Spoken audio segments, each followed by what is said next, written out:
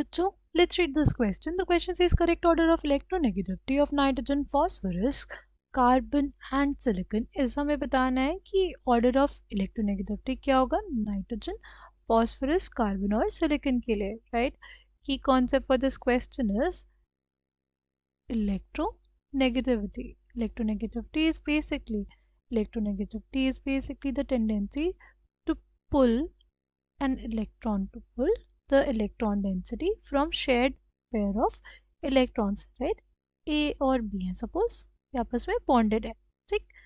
तो इलेक्ट्रोनेगेटिविटी क्या होती है? इलेक्ट्रोनेगेटिविटी एक टेंडेंसी होती है of an atom to pull the shared pair of electrons towards itself, जिसकी वजह से जो पुल करता है उसके ऊपर पार्शियल नेगेटिव चार्ज और जिससे पुल करता है उस पर पार्शियल positive charge develop होता है. Electronegativity is the tendency of an atom to pull the shared pair of electrons towards itself, right.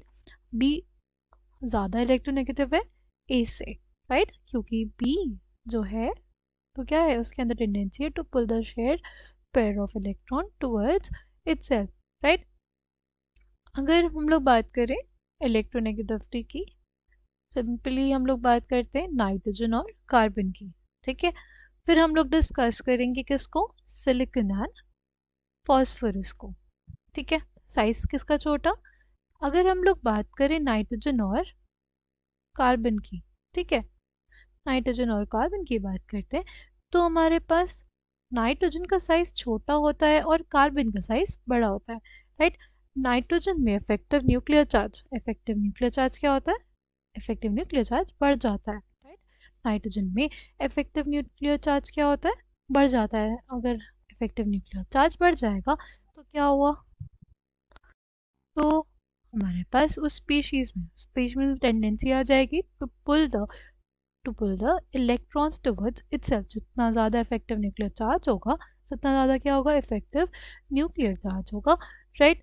उतनी ज़्यादा क्या होगी, इलेक्ट्रोनेगेटिविटी होगी, राइट. तो नाइट्रोजन का साइज छोटा है, इसमें ज़्यादा क्या होता है, इफेक्टिव न्यूक्लियर चार्ज लगता है, राइट. इसमें ज़्यादा क्या लगता है, इफेक्टिव न्यूक्लियर चार्ज लगता है, जिसके वजह से हमारे पास नाइट्रोजन की इलेक्ट्रोनेगेटिविटी जो होती है वो ज़्यादा हो जाती है, राइट. इलेक्ट्रोनेगेटिविटी किसकी ज़्यादा, इलेक्ट्रोनेगेटिविटी हमारे पास ज़्यादा नाइट्रोजन की कार्बन से, राइट. नाइट्रोजन की इलेक्ट्रोनेगेटिविटी कार्बन से ज़्यादा होती है बिकॉज नाइट्रोजन के केस में एक तो साइज छोटा होता है, साइज छोटा होने का रीज़न क्या होता है, जैसे कार्बन से नाइट्रोजन की तरफ बढ़ते हैं एक इलेक्ट्रॉन का एडिशन होता है और हमारे न्यूक्लियस में एक प्रोटॉन का भी एडिशन होता है.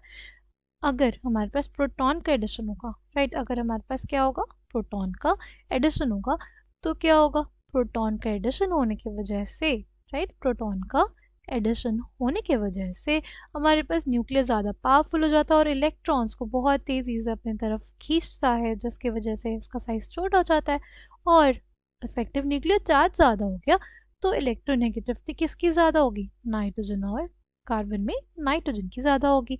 अगर बात करते हैं सिलिकॉन और फास्फोरस में, तो फास्फोरस की इलेक्ट्रोनेगेटिविटी जो होती है वो सिलिकॉन से ज़्यादा होती है क्योंकि फास्फोरस का साइज छोटा होता है सिलिकॉन से, right. As we move along the period size क्या होता है, डिक्रीज होता है, ठीक है. इलेक्ट्रोनेगेटिविटी किसकी ज़्यादा, फास्फोरस की ज़्यादा सिलिकॉन से, ठीक है.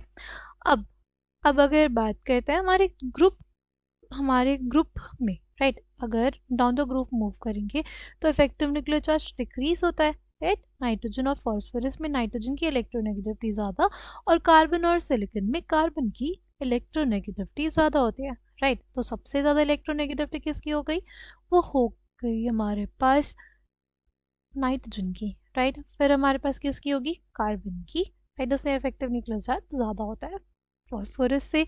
फिर किसकी हो गई, सिलिकॉन की, राइट. तो इस क्वेश्चन का करेक्ट आंसर हो जाएगा option D. I hope you understood it well. Thank you. All the